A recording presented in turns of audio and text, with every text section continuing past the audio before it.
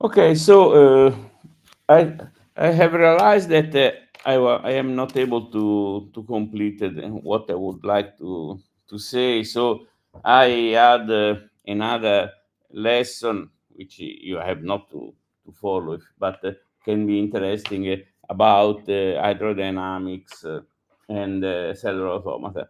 But if you want, I shall add also the link to the presentation that I gave in a summer school, so that if you are interested, you can also watch this. And I started with a point that I added to the presentation of the last lesson. You remember about dilution?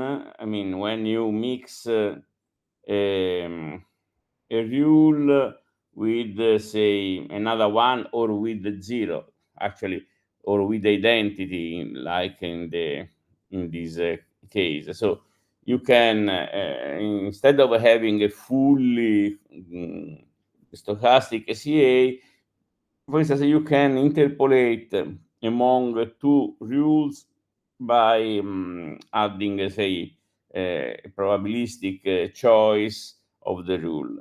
And this is in particular interesting for the game of life.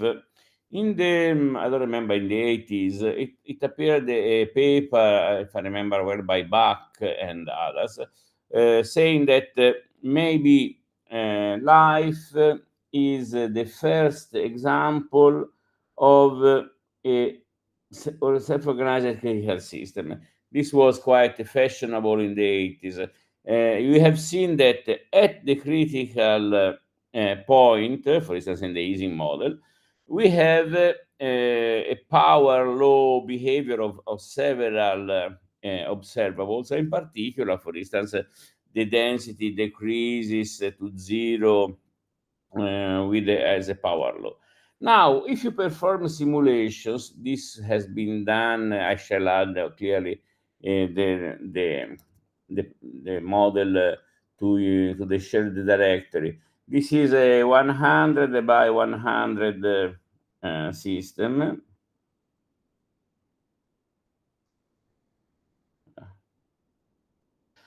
And follow it for a very long time, say about some thousand time steps, averaged over several realizations. So you see that this is a log plot. So you see that actually this appears to follow a power law for a long time. After, at the end, clearly it diverges, since it stabilizes into what is called the still life, so an oscillating patterns, but with no particular feature. And so we have a deviation.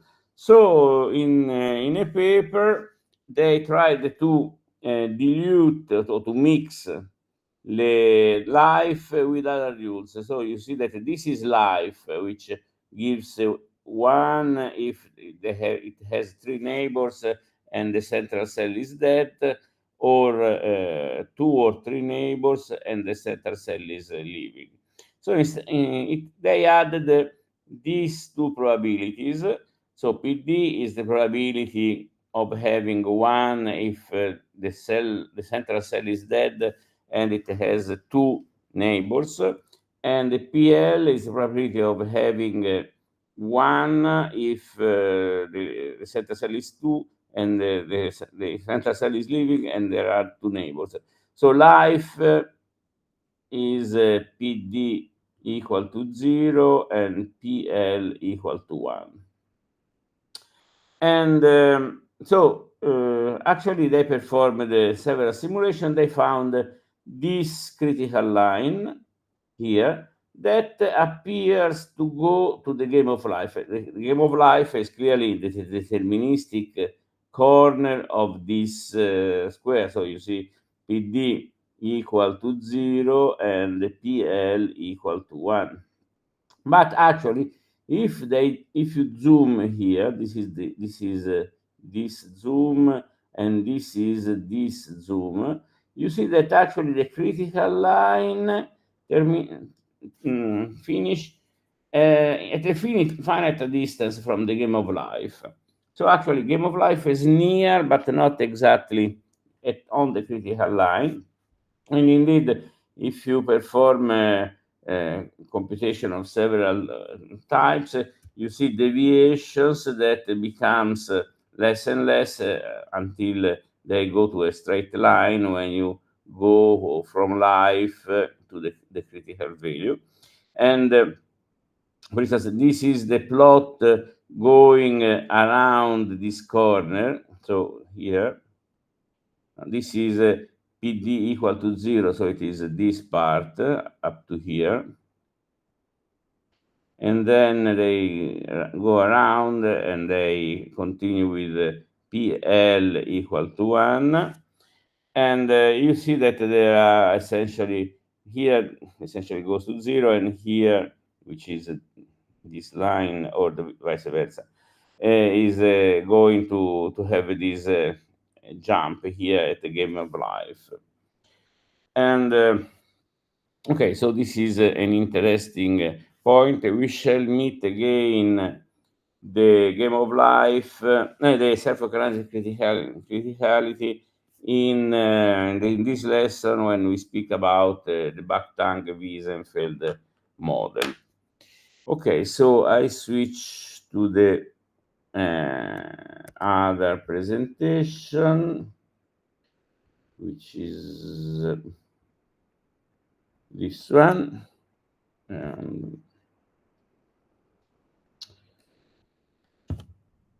Okay, so now I switch to deterministic cellular automata. I mean, in which the rule is given by, say, a lookup table. And we can speak mostly about elementary cellular automata, I mean, with the 3 inputs. And for instance, we can examine a few rules. We have, for instance, these are chaotic rules. This and also this. This is the rule that can give origin to universal computation. This is the identity. You see that it is the same value for each values of the central cell. And this is the majority rule. You see that it is 0 if the sum of the 3 cells is 0 or 1, and 1 when the sum of the 3 cells is 2 or 3. Okay, so we have several possibilities. And these are the patterns. You can see some of them. You see this is a chaotic. These are essentially standard, so not non-chaotic, class 2 rules, even though this is a kind of shift. We shall see what this means. This is the universal computation. This is a classical chaotic rule, but actually rule 150, we shall see, is a linear rule, while these are other examples of a class 2. This is the identity, which simply copies each line without changing it. And this is the majority, which has some development, you see here, for instance, some iteration are some computation is done, but then it converges to a stable pattern. Okay, so for any rule we can define trajectories. I mean, following, for instance, so let me speak. The x for me now is the state of the whole configuration. Clearly, we have to deal with small configurations, otherwise the number of possibilities becomes very, very large. For instance, this is for 5, L equal 5. And so you have to the 5, 32 possible configuration. Then this is the evolution for the whole lattice, and this is essentially a trajectory in this phase space, in this space of 2 to the L possibilities. For instance, this is a trajectory. This is time. We start from this, and then we follow the evolution. Then you see that actually we have a first part which is a transient, and then it enters a limit cycle. You see that this one is equal to this one, and then clearly since the automata is deterministic, it follows like this. So you can define transients, you can define the attractor, and this is the basin of this attractor. So we can say introduce all the concept of dynamical systems, and now we can also compute for all configurations the attractors and the transit. For instance, this is for rule 204, which is the identity, and clearly it has two to the L attractors. Each of them is a limit cycle of period 1, since nothing happens. So not really interesting, but just for starting. For instance, this is instead the evolution of attractor R1. You can see here that essentially it has a period 2 cycles, and but you see that it has a very different kind of attractors, from single attractors that essentially coincides with the cycle, with a small transient, to others with larger transients, and finally to large here attractor with a very large basin, but clearly still with a period 2 attractor. While this is another rule, you see, again, we have only fixed point in this case, but the structure of the basin can be very different from isolated basins, so isolated points essentially, to others that have a small basin, to others that have large basins. So let us continue. This is the majority rule. It has again only fixed point attractors, but with different scenario. This is probably the configuration 0, and this is the configuration 1, which have very large, so relatively large attractors. Then others, for instance, this is rule 11. It has these large cycles, but actually they are essentially of the size of the length of the simulation, since essentially what happens is that after a small transit, it starts to move this until it comes back to the initial position. So we have to consider this possibility when computing the size of the attractors. So essentially, we have to check, for instance, if the size of attractors changes with L or not. This is another case. This is a rule 150, which is a linear rule. It means that xi prime is simply xi minus 1 XOR xi XOR xi plus 1. And this means that it is a reversible cellular automata. So essentially, we can come back if you want in time, because if you do this for all sites, then with some algebra, you see that you can also obtain xi as a function of the sites at time t plus 1.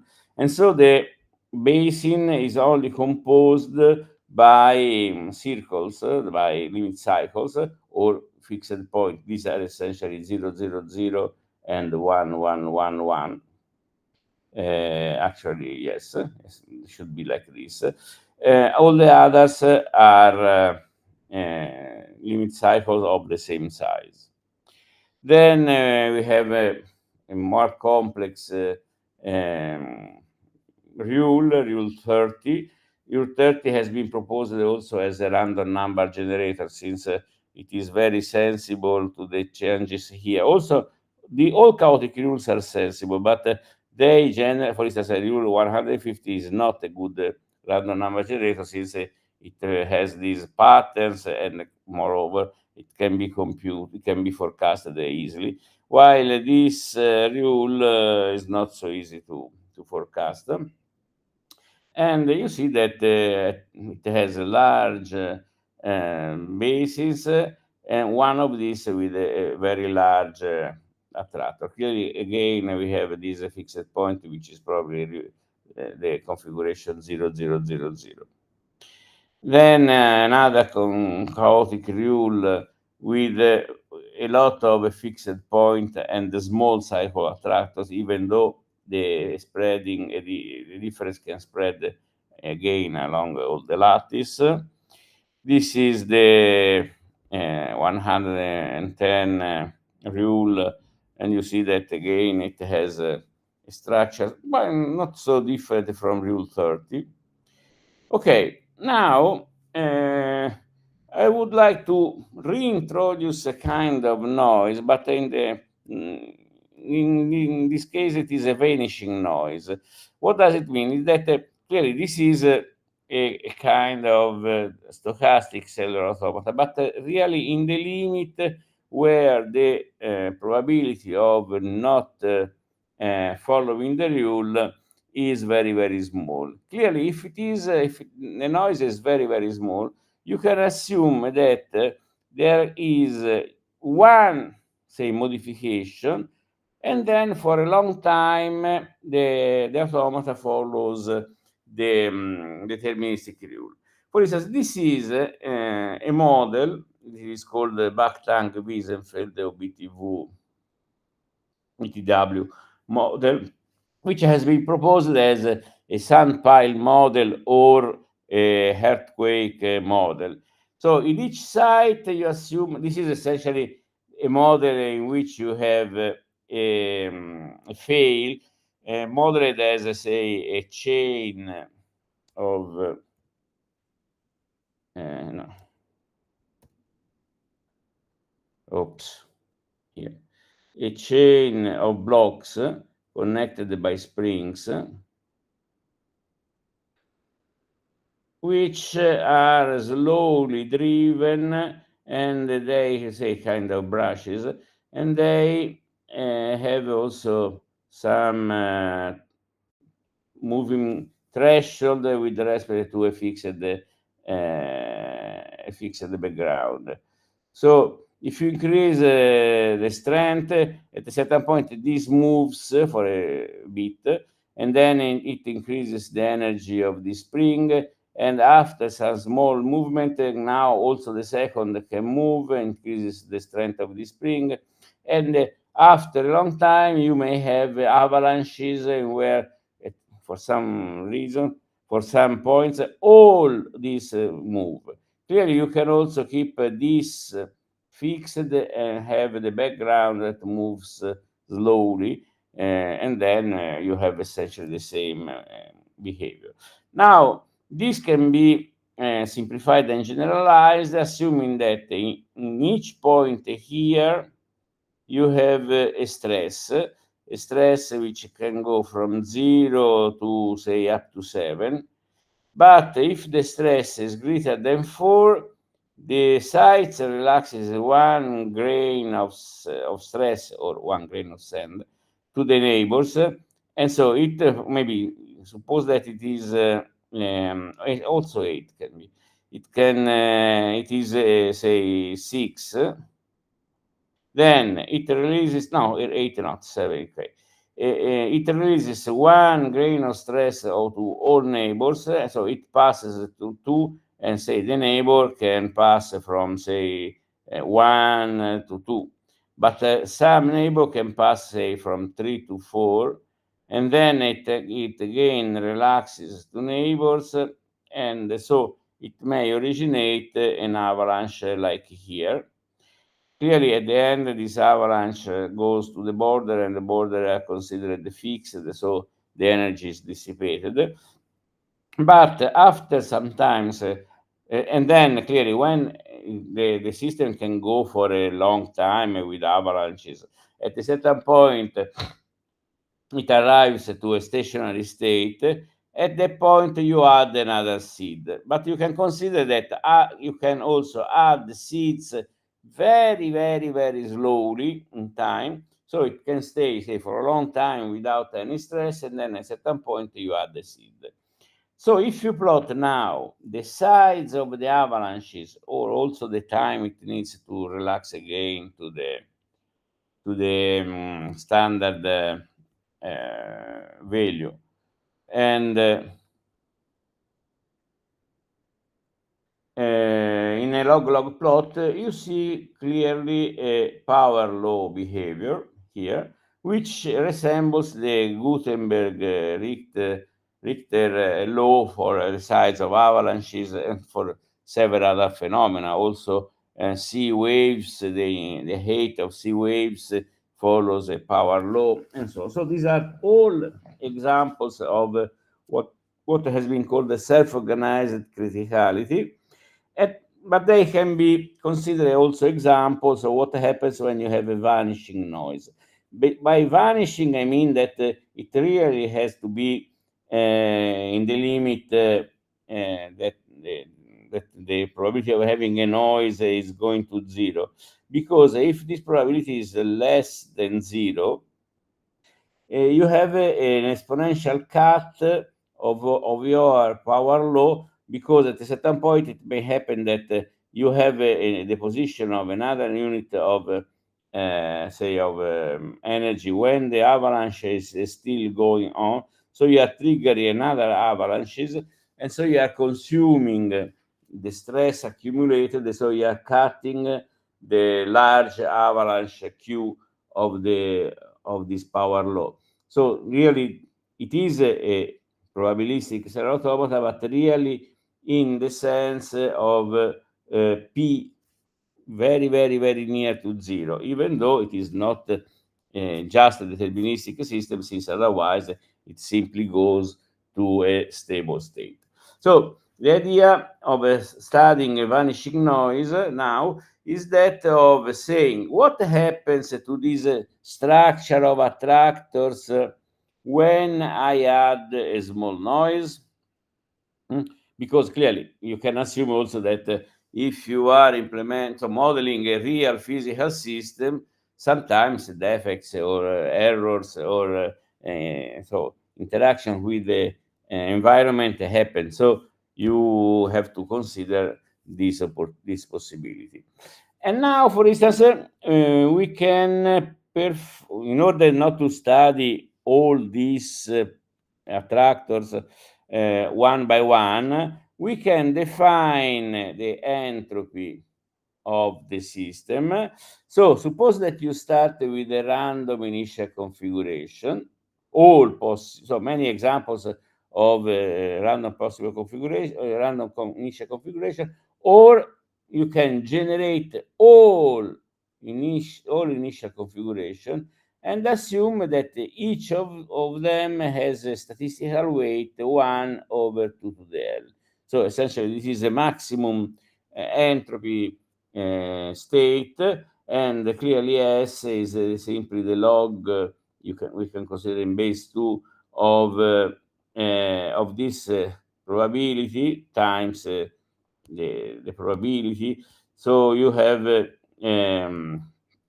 essentially, okay, S is minus sum over all possible configurations of P of S log, let's say in base 2 of P of S.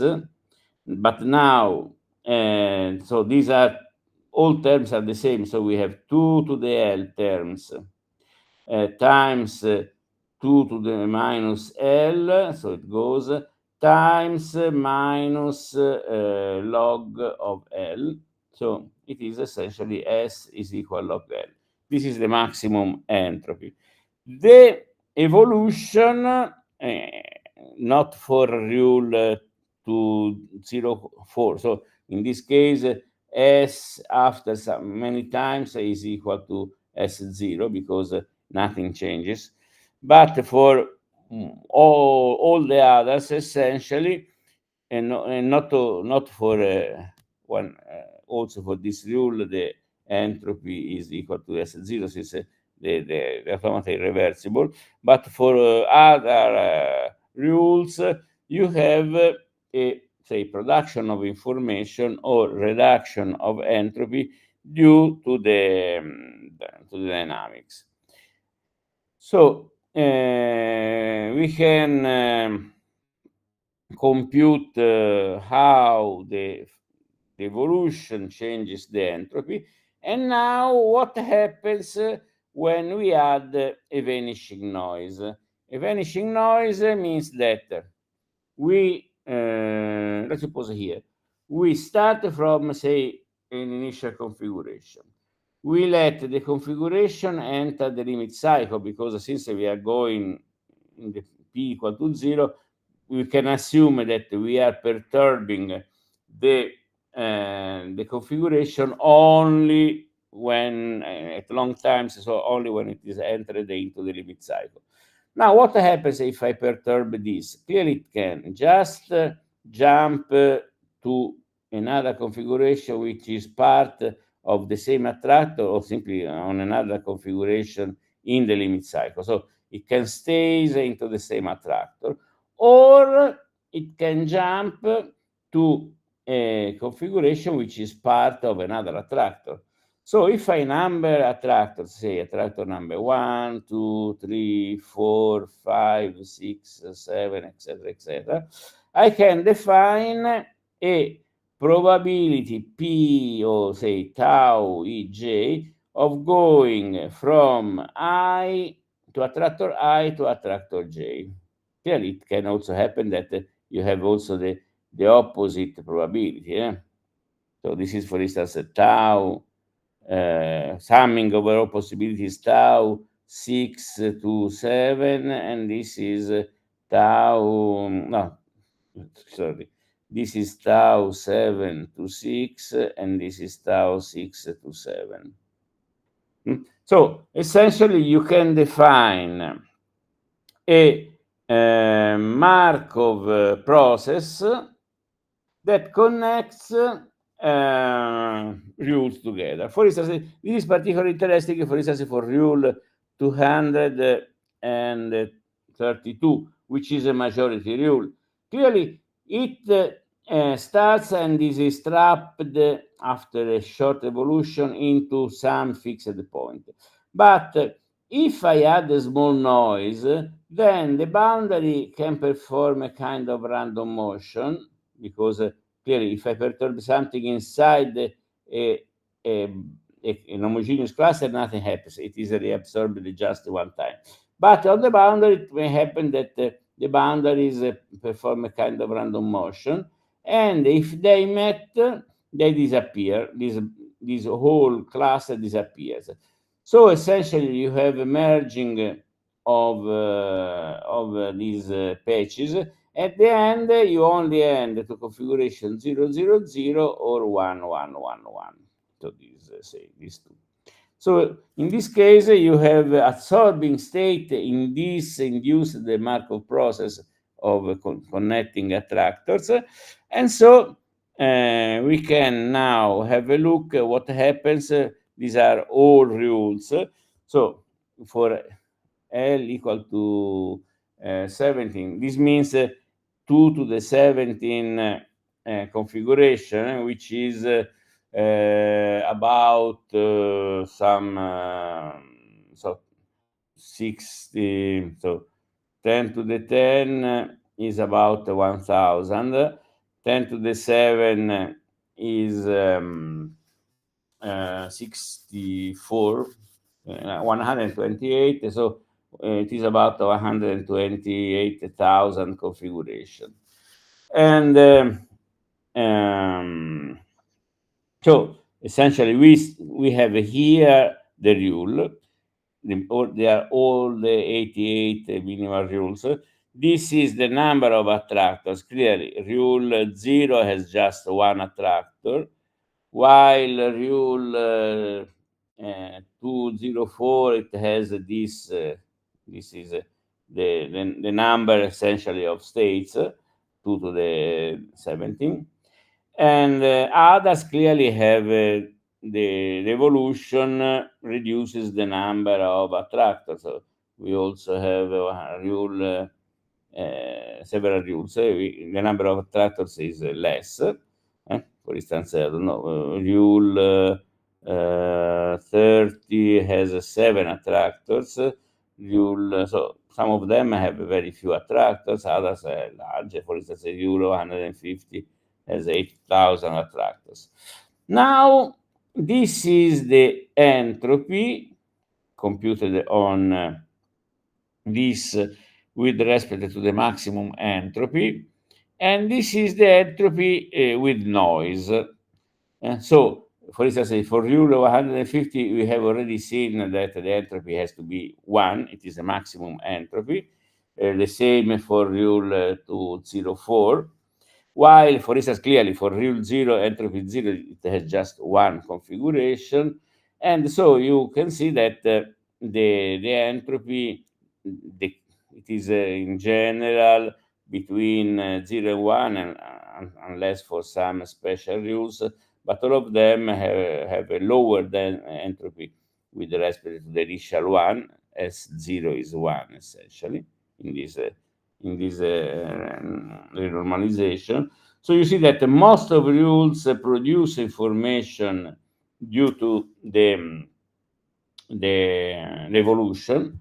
Then when we add a vanishing noise, it may happen two things. Either the entropy stays almost the same as it is the case of many rules, or it can go decrease, or in general one expected the entropy to increase with noise, but this is very rarely is the case. In many cases we have not in many cases, in some cases we have the decrease of entropy. In some cases it can increase, but in many cases it decreases, even though there are, in general no, but in some cases it decreases a lot. You see, for instance, for rule 232, it goes from 0.6 to 0, or actually should be slightly larger than 0 because it has two configurations,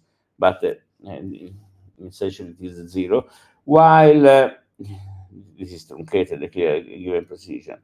While also you see here, for instance, in a few cases you have the increase, this is another case in which it decreases to 0. We have an increase of entropy. I don't remember the rule, but this is because there are a few rules in which, for instance, this one has an increase, in which it is difficult to access some configuration from the in general, so they have very small basins, but some of these basins can be more easily reached starting from other large attractors. So essentially what happens is that the dynamics concentrates the probability into these large attractors, and then the noise allows so small attractors to be populated. For instance, like you see here, you have an increase of entropy, be populated by means of this mechanism. So I am now, for instance, looking if some of these mechanisms can also be found in standard say dynamical systems, and so this is, for instance, an application that is originated by this cellular automata. And okay, I shall skip this, and I want to introduce another kind of say topics, which are the Boolean derivatives.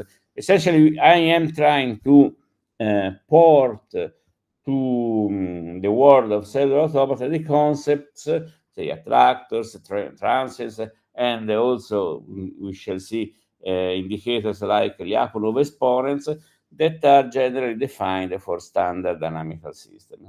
So, and this is not me. Wisniak introduced this idea in the 80s or in maybe. So it defined a Boolean derivative as the partial derivative. It is 1 or 0. It is 1 if the function changes when I change the value of this variable, and 0 otherwise.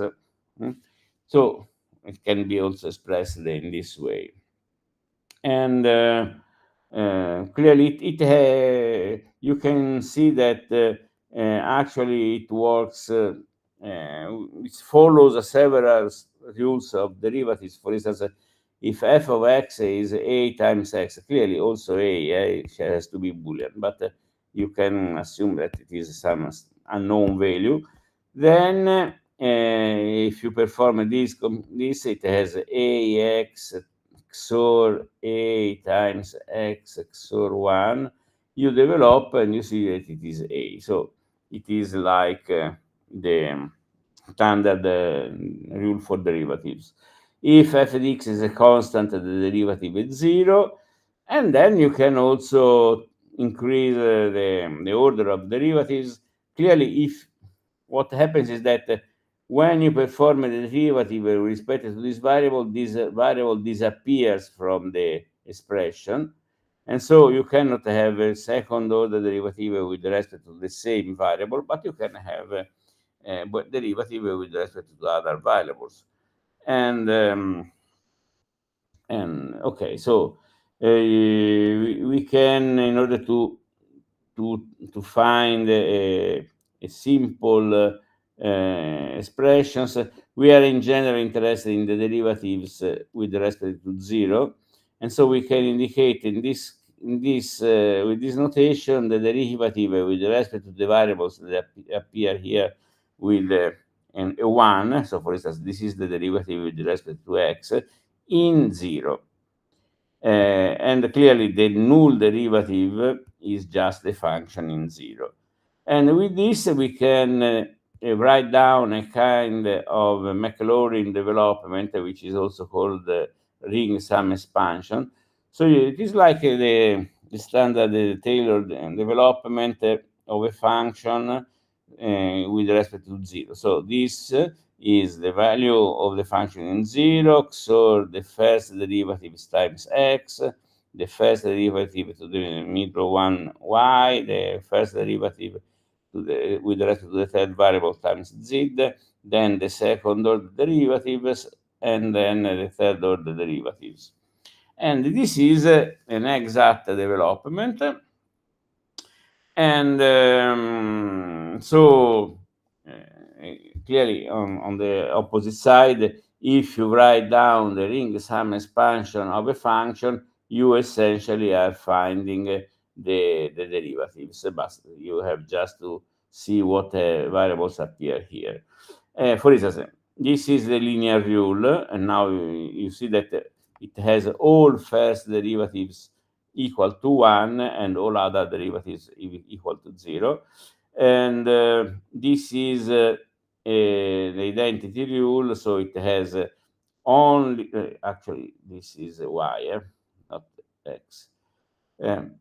Only the first derivative, the f(204) with respect to y equal to 1, all other derivatives equal to 0. So they are both linear, but this is linear also with respect to the external sides, and so it is called the peripherally linear. while rule 204 is not peripherally linear. And we shall see that it is important consequences. So other examples, clearly rule 0 has just the value in 0 and no derivatives. Rule 22 is a non-linear rule. It has also these third order derivatives. Rule 30 has two first derivatives, three first derivatives, and one second derivatives, and it is asymmetrical. And then you have other rules. You see that all the number and rules have one here in this function, the value in 0, and so okay, these are different rules. Notice that this is rule 30 is peripherally linear with respect to one side. So x is here appears alone, while y and z also appear in the second derivatives. So this is peripherally linear with respect to this. But the others no, because you see that x and y appears in other derivatives, and so they are not peripherally linear. And now I shall try to correlate damage spreading that we have already seen with stability and with, say, Boolean derivatives and Lyapunov exponents. So what is the damage spreading? You start with the damage, and so you mean you have a configuration, and then you change something in the configuration. So you have a configuration 0, 0, 1, 0, 0, and you change one of these to 0, and then you evolve both system, and you see if this damage spreads to 1, 2, or 3 neighboring sites, and so on and so on. Clearly, the fact that it spreads means that if I change something here, this change is makes something to change also in the next time step in the neighboring site. So essentially, this means that the derivative of x prime, say this one, x prime I, with respect to xj, which is this one, is 1 if you have these changes that is propagating, or 0. Clearly, in this way, you can define a Jacobian, and this Jacobian, clearly it is at most three-diagonal, since the interaction can only propagate to nearest neighbor. So in this is 0, this is 0. Clearly, you have still to consider the boundary condition, so you may have ones in these corners, but it is not really important. And for instance, for rule 150, which is linear, you have all ones here. For other rules, you may have zeros also here. And so the idea is the following. We have already seen this percolation cluster of defects. So I start with some defects, and they can originate another one. Then what may happen is that these simply die, or they can propagate. Now, what is going on? It may happen that you may have two defects that, even though the rule is expanding, they simply annihilate. For instance, this can be seen in the pattern of rule 150. The rule 150 has all derivatives equal to 1. But you see here in all these triangles that even though there are a certain number of defects, suddenly they disappear, because clearly you may have interference of these defects. while clearly it propagates always at speed 1 because the derivative with respect to the f, x, y, z with respect to x or with respect to z is equal to 1 always, and so they propagate. While, for instance, for rule 30, this is 1. We have already seen that it is peripheral linear, but in this other direction, you have also non-linear terms, and at the end, it propagates, but very, very slowly.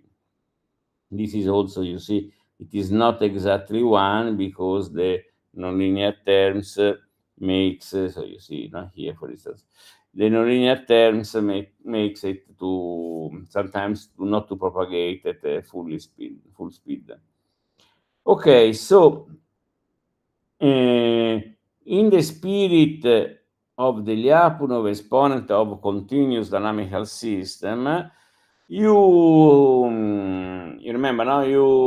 When you compute the Lyapunov exponent, essentially you take the limit for delta going to 0 of f of x plus delta minus f of x, and then you have to average this or the logarithm of this for a very long time. So the Lyapunov exponent is defined as an infinitesimal perturbation.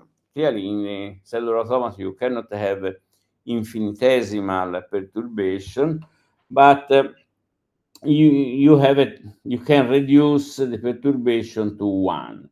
So the idea is the following: when you have a certain number of defects, for instance, here you have 5 defects, you produce 5 copies of your configuration, each of them with just a single defect, in several positions, in all these positions.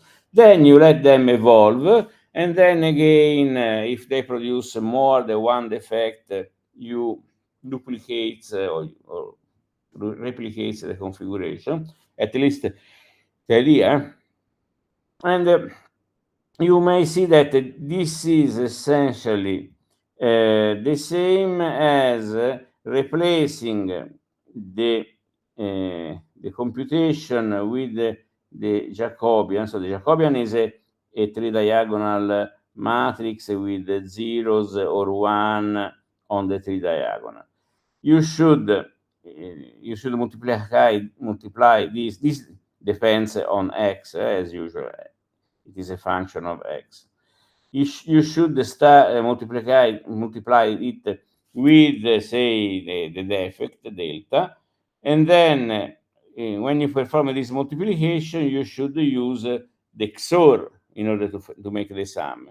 If instead using the XOR for making the sum, use the standard plus, so the standard matrix multiplication, this is essentially the same thing of computing in how many ways a defect can go from zero, from the initial configuration to a certain point, assuming that for all steps you only have one defect. This can be done. And so you may ask what is the Lyapunov exponent of a trajectory, and essentially, if it is larger than 0, it means that if you add a small perturbation to the trajectory, it is abandoned. While if it is less than 0, actually less than 0 means minus infinity. Essentially, the product goes to 0, so the when you perform the logarithm, it gives you minus infinity. It means that the trajectory is stable. For instance, for rule 232, all configurations are unstable because if you make a perturbation, it is kept. So all configurations have at least some derivative equal to 1. But the configuration 000 or 111, for which if you perform any small, just one site modification, it is reabsorbed in just one step. So the Lyapunov exponent says that for this rule you have two stable trajectories, and all the rest are unstable. And this has to do with the fact that if you add a small noise, you are driving all configuration towards these two. And you can also perform some kind of random matrix approximation. I mean, suppose that you know, simply by looking at your rule, how many ones are in a typical configuration. So suppose that how many in the derivative of your configuration. So you look at some configuration, you compute the derivatives, and you see that in average you have a certain number of configuration. So instead of using the actual Jacobian, which has this number of ones on the tree diagonal, you calling this number, so the fraction of the number of derivatives with respect to the maximum number of derivatives, which is 3 times L. So if it is full, you have 3 times the size of the system. Then you can compute, generate random matrices with these values of mu, and look what happens to the multiplication of these random matrices. You can also make a mean field approximation. Instead of having a random matrices with 0 and 1s, you may have just a standard matrix with a value, the average value of the number of derivatives, which means mu on the tree diagonal. And clearly, for this mean field approximation, you can compute by hand your Lyapunov exponent, which is the logarithm of the number of this is the number k, the connectivity of your network, which is essentially 3 for the elementary cellular automata. And you have this actually I missed the mu somewhere here.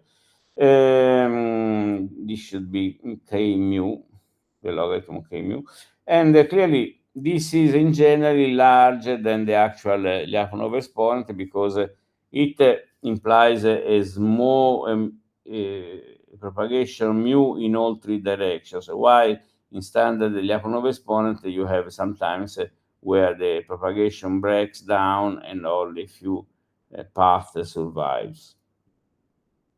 So this is the Lyapunov exponent for all elementary cell automata. You can see, taking some random configuration, you can see that you have some cases in which you have a very large Lyapunov exponent. This is mu, the number of ones in the derivative, and this is the mean field approximation. So you see that there are many rules that follow the mean field approximation, and some which are completely outside. Then, if you add noise, most of those that are in this phase, so almost all of these which are beyond the critical value goes to 0, but one, at least a few, still survive. This is rule 76. And because of this rule, in this rule you have some constraint on the parity, on the number of defects. And only if you add a swap, instead of just perturbing, changing 1 into 0, 0 into 1, here you just taking two sides and exchanging their value. Clearly, this is effective only if the two values are different. And by adding a swap, you see that also rule 76 goes to minus infinity, or to 0, this one probably. And so clearly the kind of noise can be interesting also for a Lyapunov exponent. Clearly, for instance, rule 232 is one of these, and it normally has in general, if you start from a random configuration, you fall into an unstable trajectory. If you add noise, this goes to minus infinity, which any kind of noise essentially. And so we can compute in this way the Lyapunov exponent. These are the chaotic cellular automata. This is again a mean field approximation. These are all echas with a certain number of noise, and you see that most or almost all configurations go here, and all rules. These are totalistic rules with a larger neighborhood, so a site can depend on many other sites. I only take a totalistic CA because otherwise there are too many. And again, you see that with noise, most of rules are very, very similar to the standard mean field approximation. And you can also perform some kind of, say, correspondence, essentially assuming certain properties of the Jacobian. These are several types of mean field approximations. So these are the this should be the two boundary limits of all rules, and you see that more or less also the theoretical so forecasting corresponds to the actual behavior of rules. And finally, I would like to speak about the control of chaotic CA. So the idea is that you have a cellular automata. You may suppose that it is a good model for something, and then in many cases you want to control the behavior of your CA in several ways. For instance, one possibility is that of, say, to try to have suppose that you know the rule that your system is obeying. So suppose that it is following a rule, I don't know, 150. Then you can, starting from an initial configuration, you know how this evolves in time. Then you have your experimental system that you suppose it is well represented by this rule, but which start from an initial, a different initial configuration. Since it is chaotic, clearly there is no way or no possibility that this converges to this one.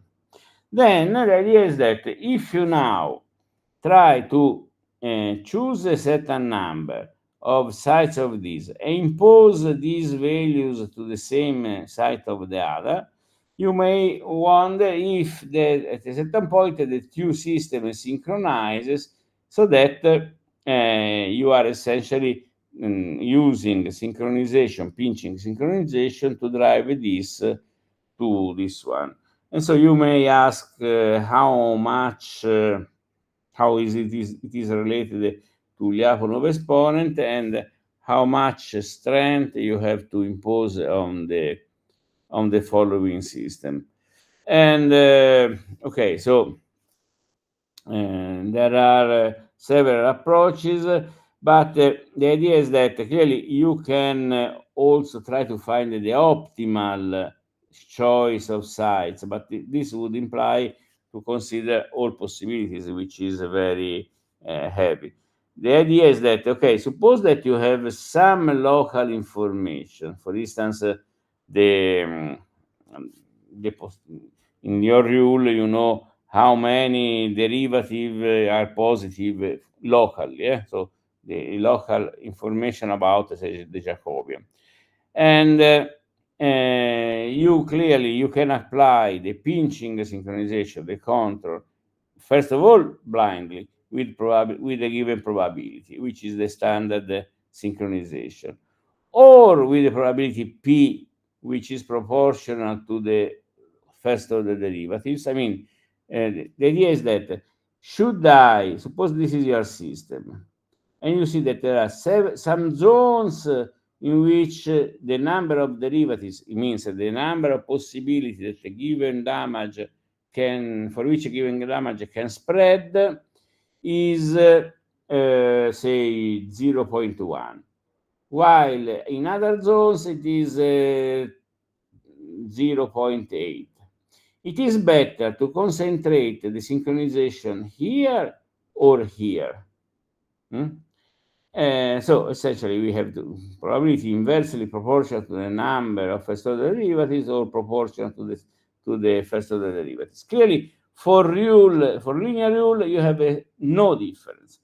The three strategies gives exactly the same result. Clearly, if here you use the number of times you apply synchronization, which can be different. So essentially you compute this procedure for very values of p, then you measure the standard, the number of application, and then you plot the plot together. But for nonlinear rules, in general, control 2, I mean, apply the control where you have more derivatives, is worse, which is this one, is worse than applying the control. So this is worse because you need to have a larger key in order to have synchronization, than to apply the control where you have less number of derivatives. The idea is that, differently from continuous dynamical system, here defects can annihilate themselves. So the idea is that if you had zones which are quite chaotic, and zones which are, say, more linear or more less chaotic, if you apply the synchronization here and you leave this alone, you are essentially confining the chaos in small systems. And since the chaos explores all the system, at a certain point it arrives to the desired configuration, and so it simply synchronizes spontaneously. So what is interesting in cellular automata is that applying the control, the synchronization in the zones where you have less chaos is more effective than applying the control where you have larger chaos.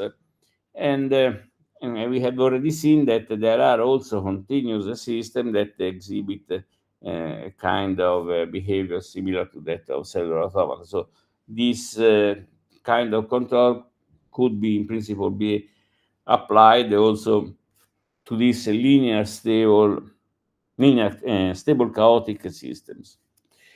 Okay, another approach of control is that of boundary control. I mean, I have a target region, and I want to be able to drive this target region from, say, a given initial state to a desired state. But suppose that I cannot enter this region, and I only want to perform the control from the boundary.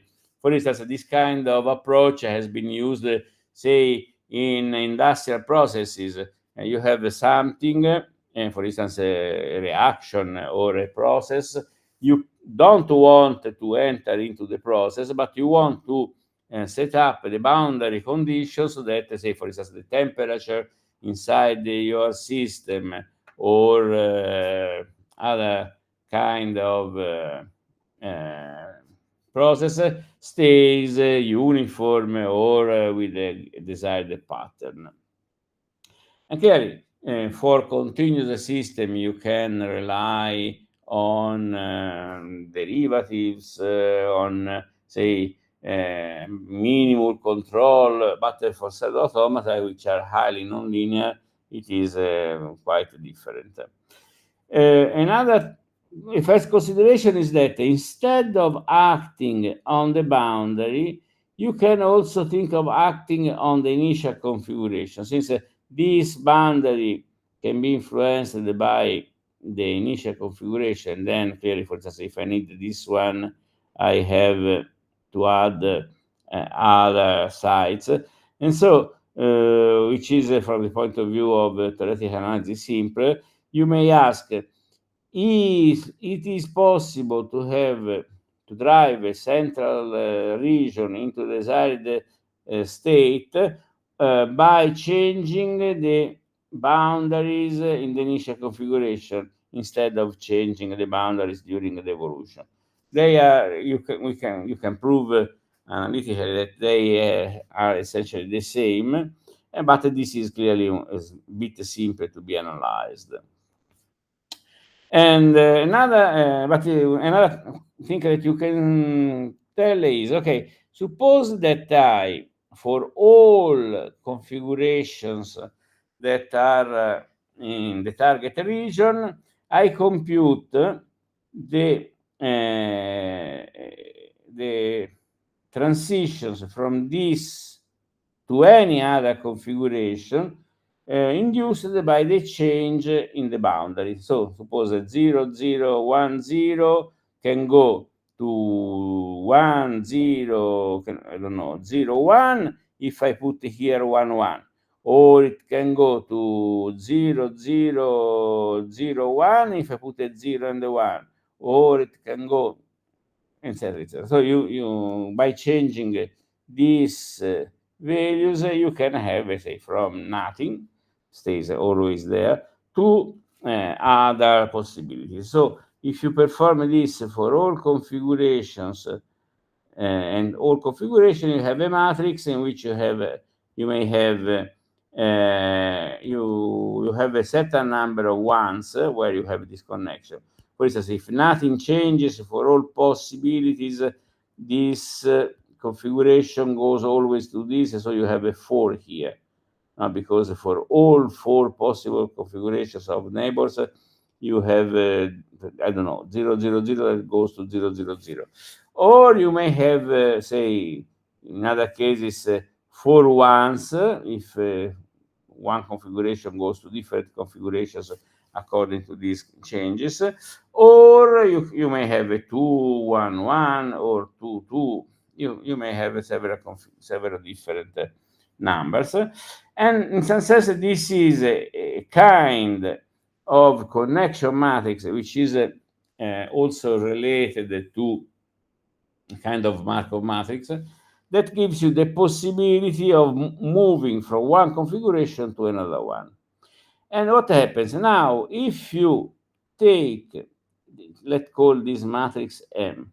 If you take M now to some power, to power 3, this gives you another matrix with some entries different from 0. But the entry says how many different control I can apply, say, from this given initial configuration to get this other configuration after 3 times.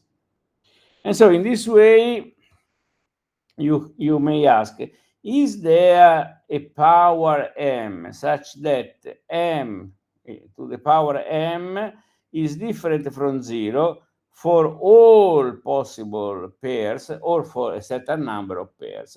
So if it is different from 0 for all pairs, then the system is unconditionally controllable.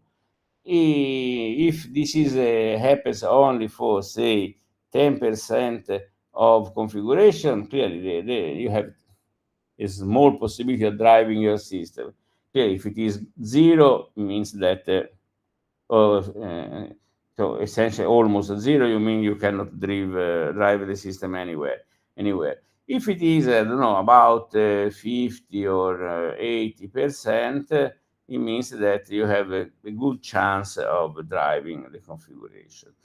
Keep in mind that, for instance, rule 150, like all peripherically linear rules, can always be driven because since it is peripherally linear, it means that changing, for instance, this always changes this, and so always changes this. So essentially, if I can just start from this configuration, I obtain a configuration which is not the desired one, then I say change this so that I can change this one if it is not in the right state. Clearly, then also this can change. if it is again not in the given state, in the desired state, you change this one, and this only affects this, and the same for this. And so at the end, you can say change by acting on the initial configuration or on the boundary. You can change any configuration into any other configuration. So for rule of 150 and for all peripheral linear rules, you have a power m for which this is 1. And this is there are several tables. I don't know, I don't want to look at all of them, but for instance, we can check that rule of 150, these are the derivatives. Rule 150 has one, these are three different values of the power, 52 times step. This is for L, if I remember well, it is L equal to 13. Maybe I have put, no, not here. And so this for four consecutive values of M, because in some cases you have the possibility which is oscillating. Most of them are just constant. So you see that the possibility are, say, 1 for certain rules, almost 0 for other rules. Clearly, rule 0 is not controllable. It always goes to 0 and you cannot do anything. For others, you have variable numbers of possibilities. For instance, chaotic rules are generally better. For instance, 30, it is peripherally linear, and so it has 1. In general, chaotic rules have larger values of this index. But also for other kind of rules, we have some numbers which are not very, very small. And so this is an approach about controllability. Then, if you want to actually find the control, so this is just for proving that you have some chance of controlling the cellular automata. Then if you actually want to control them, you have to find the right sequence of bits that you have to change on the boundary, and this is quite a difficult problem. Since clearly you can try to do it for all possibilities, but this is a large number. A possibility is the following: you start from a given initial configuration, and you want to drive this to, say, a desired configuration. So one possibility is clearly to try to apply all possible control to look at where you are going, and then find this if this is among the possibilities, you can find the right sequence. Otherwise, you can do the opposite. You can start from this and generate the preimages according to the different boundaries, different control, and look if among the preimages you find this one. This has the advantage that you have not a fixed time. You start exploring the tree of all possible preimages. When you find the right one, you stop. So this is a breadth first exploration of the tree, which is not exactly the simplest way of exploring the tree. It's much simpler to go depth first, because you just have to branch. So you start from this, then you branch this through. So first of all you go there, then you branch, and then you branch again until you do this for different values of t, and then you come back, you explore the following branch. And so this is much simpler. This can be done with a recursive function. If you want to go to depth first exploration, you have to store somewhere the values, and then start from each of them to explore the other.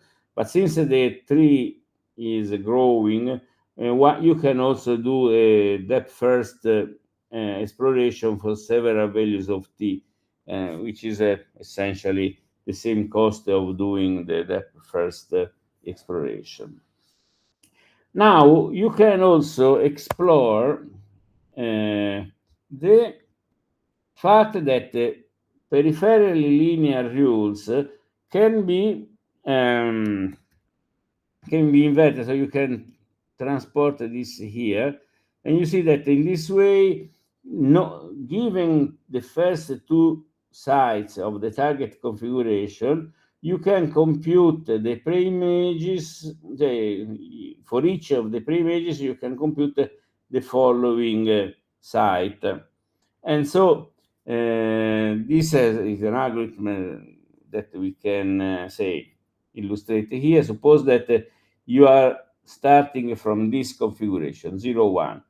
Then you have clearly to you add two sides of all possible configuration of two sides, and then you start building the preimage. Sometimes if the rule is peripheral linear, you always have all possibilities. If it is non-linear, some of them cannot be, for instance, acceptable. Some configuration may have more than one preimage, so you have to consider these cases. But then you can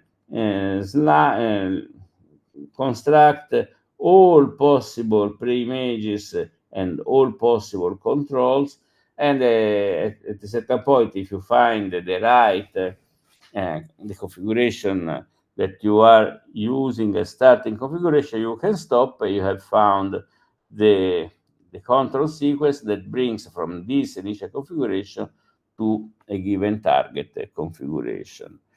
So clearly, if someone is interested in the algorithm, it is not so complex, but so we have to keep some attention for several aspects. Okay, so these are the conclusions for these lessons that deterministic cellular automata, which means real deterministic but also stochastic cellular automata with frozen randomicity, can be considered as an extended dynamical system. We can define trajectory, attractor basins. We can also consider what happens, how attractors are connected with the vanishing noise. In some cases, like in the Backtang-Wiesenfeld, you have some very complex connections among attractors. In other cases, all attractors goes into one, like in the majority rule. You can also define things analogous to standard chaotic indicators of the continuous dynamical system, and also you can formulate the problem of controlling ECA eventually with boundary actions. And just before finishing, I would like to just show you the lessons that I have not time to do. I think I should have this one. So essentially, this is about discrete hydrodynamics, which is a special argument. So it is just some recap about how are things related to hydrodynamics. And the idea is that after having reformulated this, we can now think of using cellular automaton. I shall arrive like this in order to simulate a standard molecular standard system. Say essentially, in this case, you have in each site you have a certain number of particles. For instance, in this case, you have up to 6 bits that gives you the possibility of having a particle traveling in the 6th direction, and clearly also the opposite one. And you can transfer these bits to neighboring sites and then perform some collision, which is simply given a local configuration, choose another local configuration with, say, same number of particles, same energy, same x and y momentum. And you can do this in several ways.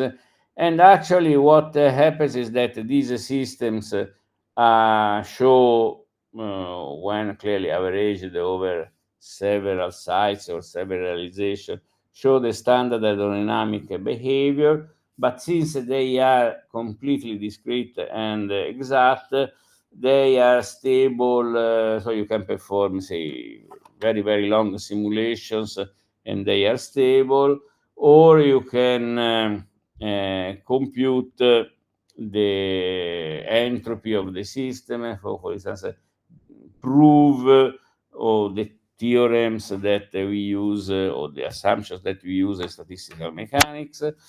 And you can also perform a kind of mean field approximation, which is called the lattice Boltzmann approximation, which is quite effective for actually performing simulations. For instance, here it is a Van Karman simulation where you have these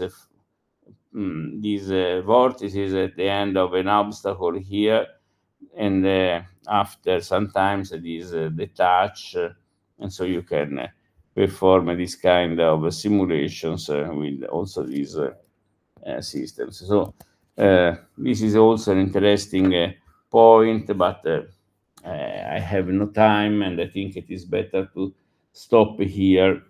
There is also, just to tell you, there is also a chapter that I added to the last lesson that I have not time to show you, about the normalization group approach to cellular automata, very similar to what happens for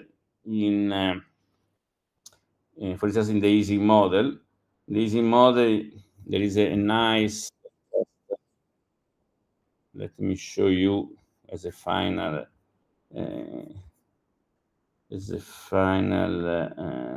image.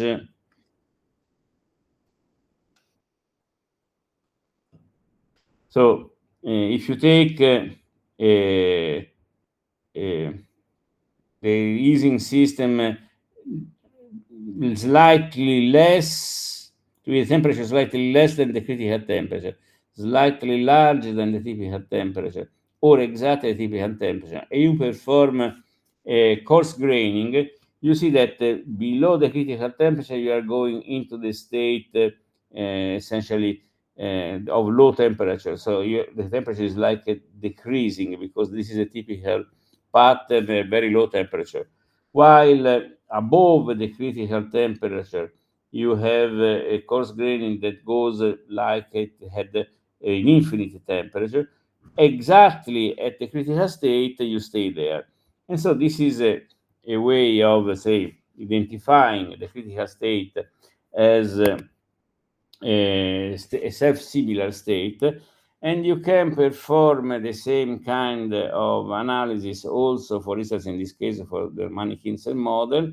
And starting from one point, essentially what you do is you compute a pattern, you perform a coarse graining, so this 2 becomes a new value, this 2 becomes a new value, this 2 becomes a new value, and then you interpret the renormalized pattern as if it were originated by some other values of your parameters. So in some sense, you are inducing a flux into your parameter space PQ, and you see that this is the critical line, and this is 0.5, only the half part of the phase diagram of the Mann-Kinzel model. And you see that if you start on the critical line, you still stay on the critical line. But if you start slightly above or at the right of the critical line, at the end you go into this point, which is essentially how corresponding to some kind of high temperature for or low. We have no temperature here, but it is an attracting point, because clearly if you start with P equal Q equal 1, you always have all ones, and you perform any kind of coarse graining and you stay on all ones. On the other hand, if you start below, you go here, you don't see this, the second half, but actually all this point goes into 0, 0, which is clearly 0, P0 and Q0 is another fixed point of this dynamics, since all zeros always stay into all zeros and never changing. And so this is another interesting aspect, and actually I'm now working on how to apply this on other system. Okay, I think that this is enough. Are there questions or comments? Do you find that I missed something fundamental?